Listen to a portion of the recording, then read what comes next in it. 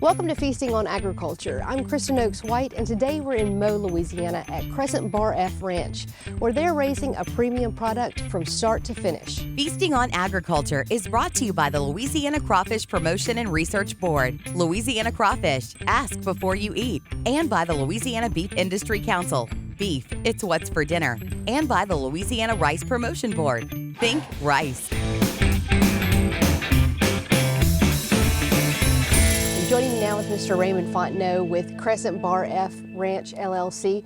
When did you start the desire or the practice of wanting to directly market to consumers? That's a great question, because I was sitting in a LSU Ag Center symposium on grass-fed beef in Alexandria. And this is all grass-fed producers. Mm-hmm. And the question came up by one of the members in the audience asked the professor, how can you tell the difference between corn-fed and grass-fed beef? And one of the producers stood up and said, very matter-of-factly, grass-fed beef will have no marbling and it will not be as tender as corn-fed beef. And I'm sitting there, we have cattle at this point when this statement was made in Kansas on alfalfa grading choice going into Whole Foods in Colorado. So I'm thinking, what they just said there is what people really believe about Louisiana beef.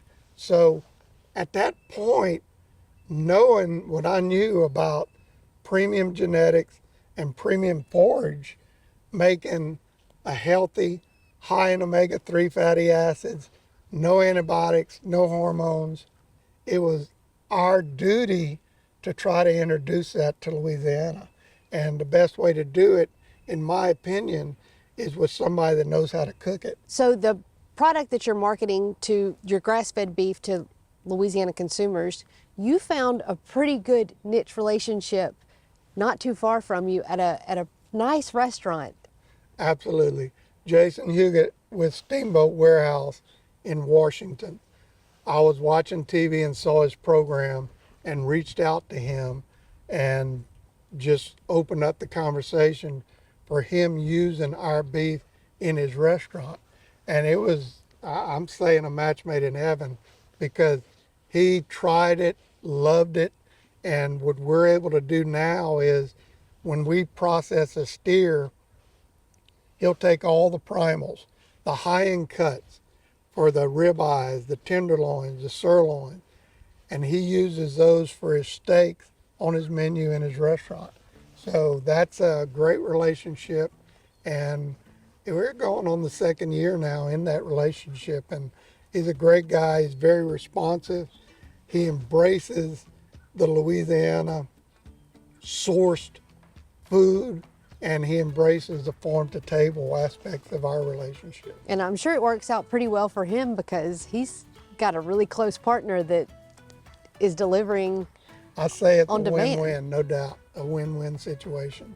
And it just means a lot for me, because I have roots in Washington, and my dad was from St. Landry Parish. I have cousins in that area. And Jason's sincere about, he's not seeing a way to increase his business by saying he's doing this or doing that. When you talk to Jason, you know that it means a lot to him to be using local beef. When we come back, we're going to head to Washington, Louisiana to Steamboat Warehouse, where Chef Jason Huguet is going to grill up some of this delicious beef. Stay with us. Okay, we're back in the kitchen with Chef Jason. We've got a new recipe, a new variation on the grass-fed beef. Yes, ma'am. So on this dish, we're going to use Crystal's, my fiance's favorite cut. This is a sirloin. Okay. Comes from Mr. Raymond Fontenot's farm.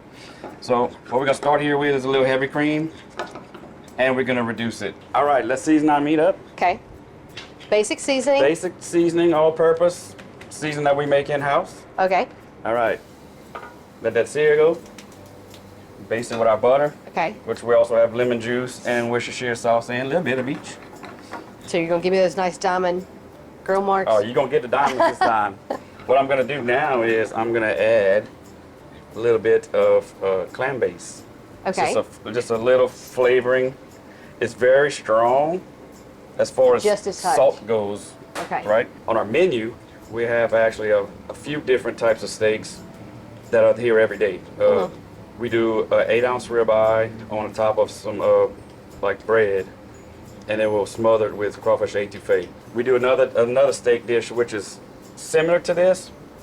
We'll take an 8-ounce ribeye, and then we'll take every day we'll make our house-made seafood stuffing, and we'll put some of that on top of that, and then we'll make a Florentine cream sauce like this, and then we'll smother the whole steak with it, and that's probably the biggest seller.